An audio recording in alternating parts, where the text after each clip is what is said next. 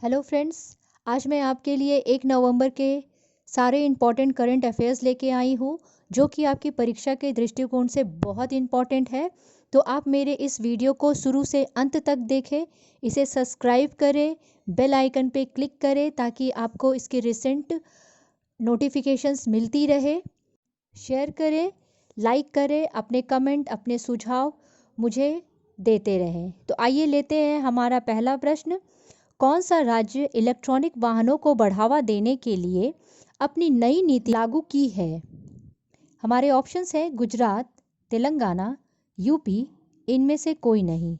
इसका सही जवाब है तेलंगाना। तेलंगाना सरकार इलेक्ट्रॉनिक वाहनों को बढ़ावा देने के लिए अपनी नई नीति के तहत राज्य में खरीदे और पंजीकृत पहले 2 लाख इलेक्ट्रॉनिक दुपहिया वाहनों के लिए टैक्स और पंजीकरण शुल्क में 100% की छूट प्रदान कर रही है।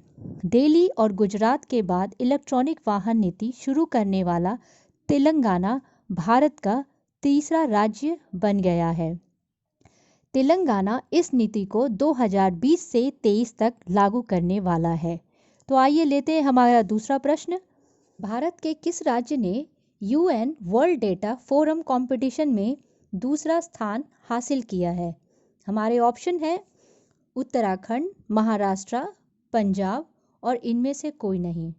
इसका सही जवाब है उत्तराखंड। उत्तराखंड के देहरादून की रहने वाली 16 वर्षीय आस्था ने UN world data forum competition में दूसरा स्थान हासिल किया है। बोल और सुन नहीं पाने वाली आस्था अपने जैसे कई दिव्यांगों की एक आम नागरिक का दर्जा दिलाने की जिद के साथ बड़ी कामयाबी हासिल की है। हाल में RBI ने किस पेमेंट बैंक पर 1 करोड़ रुपए का जुर्माना लगाया है? हमारे ऑप्शंस हैं Paytm payment bank, Airtel payment bank, Jio payment bank, इनमें से कोई नहीं। इसका सही जवाब है जियो पेमेंट बैंक। RBI ने MD और CEO की दोबारा नियुक्ति की जानकारी देने में देरी पर जियो पेमेंट बैंक पर 1 करोड़ रुपए का जुर्माना लगाया है। RBI ने कहा है जियो पेमेंट बैंक ने सेक्शन 47(1)(c) का उल्लंघन किया है। आइए देखते हैं हमारा अगला प्रश्न। 1 नवंबर को विश्व भर में कौन सा दिवस मनाया जाता है? विश्व शाकाहारी दिवस, विश्व ओजोन दिवस, विश्व डाक दिवस। तो इसका सही जवाब है विश्व शाकाहारी दिवस। इसे वर्ल्ड वेगन डे भी कहा जाता है। यह दिवस स्थानीय, क्षेत्रीय और राष्ट्रीय समूह शाकाहारी प्रथाओं की वांछनीयता और लाभों को बढ़ावा देने के लिए मनाया जाता है। किस देश ने विश्व की पहली साइटून आधारित पुस्तक बाय बाय कोरोना जारी की है? हमारे ऑप्शंस हैं कनाडा, ऑस्ट्रेलिया, भारत और इनमें से कोई नहीं। इसका सही जवाब है भारत।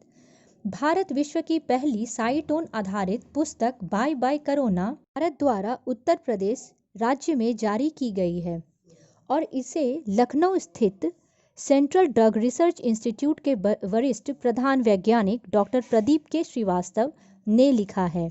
यह पुस्तक विज्ञान प्रसार विज्ञान और प्रौद्योगिकी विभाग सरकार के तहत काम करने वाली एक सरकारी एजेंसी द्वारा प्रकाशित की गई है। इस पुस्तक में कोरोना वायरस के बारे में विस्तृत जानकारी साइंस साइटून्स के जरिए प्रस्तुत की गई है।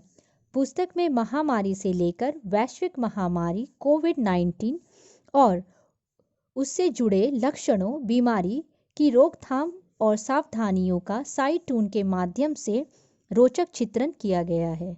तो आइए देखते हैं हमारा अगला प्रश्न।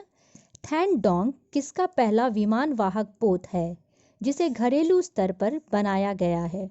हमारे ऑप्शंस हैं भारत, मालदीव, चीन और इनमें से कोई नहीं। इसका सही जवाब है चीन। अगला प्रश्न। आत्मनिर्भर भारत के लक्ष्य के तहत किसने इंटरनेट के लिए सुरक्षित अनुप्रयोग नाम से एक सरल और सुरक्षित संदेश अनुप्रयोग विकसित किया है? ऑप्शंस हैं भारतीय सेना, HRD मंत्रालय, रेलवे मंत्रालय, इनमें से कोई नहीं। इसका सही जवाब है भारतीय सेना। यह अनुप्रयोग इंटरनेट के एडाइड प्लेटफॉर्म के लिए सुरक्षित आवाज़, अक्षर और वीडियो कॉलिंग सेवाओं के रूप में कार्य करता है। SAI स्थानीय इन हाउस सर्वर और कोडिंग के साथ सुरक्षा सुविधाओं पर कार्य करता है, जिसे आवश्यकता के अनुसार सुधारा जा सकता है। 19वें संघाई सहयोग संगठन विदेश व्यापार और आर्थिक मंत्रियों की बैठक कहाँ आयोजित की गई? हमारे ऑप्शंस है भारत, चीन, जापान, इनमें से कोई नहीं। इसका सही जवाब है भारत। इस बैठक में SCO देशों को अपनी अर्थव्यवस्था की ताकत का उपयोग करने और क्षेत्र में निवेश और व्यापार में सुधार के लिए सहयोग जारी रखने की आवश्यकता को रेखांकित किया। SCO का गठन 15 जून 2001 को चीन के संघाई शहर में किया गया था। कजाकिस्तान, चीन, किर्गिस्तान, रूस, तजाकिस्तान और उज्बेकिस्तान के द्वारा किया गया है। किसके द्वारा राज्य वित्त 2020-21 के बजट का अध्ययन शीर्षक से रिपोर्ट जारी की गई है? हमारे ऑप्शंस हैं नीति आयोग, वित्त मंत्रालय, रिलायंस ग्रुप और इनमें से कोई नहीं। इसका सही जवाब है नीति आयोग। आइए देखते हैं हमारा अगला प्रश्न। भारत के नए मुख्य सूचना आयुक्त CIC कौन नियुक्त हुए हैं?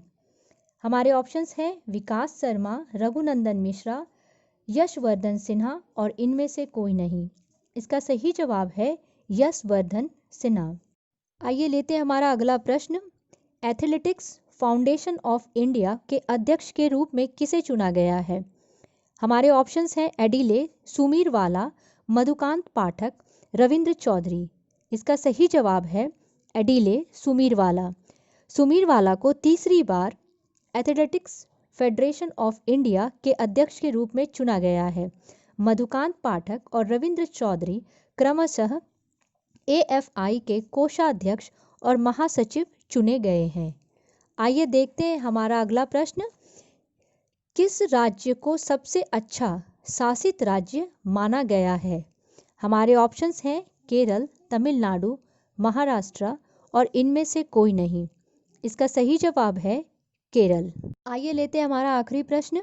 वुल्को गिरगिट कितने सालों के बाद दोबारा अफ्रीका द्वीप राष्ट्र पर मिली? इसके ऑप्शंस हैं 99 ईयर्स, 100 ईयर्स, 98 और इनमें से कोई नहीं। इसका सही जवाब है 100 सालों के बाद। वैज्ञानिकों को एक मायावी गिरगिट प्रजाति मिली है जो 100 साल पहले मेडागास्कर में देखी गई थी। मेडागास्कर और जर्मनी के शोधकर्ताओं ने अफ्रीका द्वीप राष्ट्र के उत्तर पश्चिम में एक अभियान के दौरान वुल्को गिरगिट के कई जीवित नमूनों की खोज की थी। वुल्को गिरगिट की बस्ती वनों की कटाई से खतरे में है। मैं आपसे अनुरोध करना चाहती हूँ कि आप मेरे वीडियो को पूरा देखें, सब्सक्राइब करें, लाइक करें और इसे ज़्यादा से ज़्यादा शेयर करें। Thank you.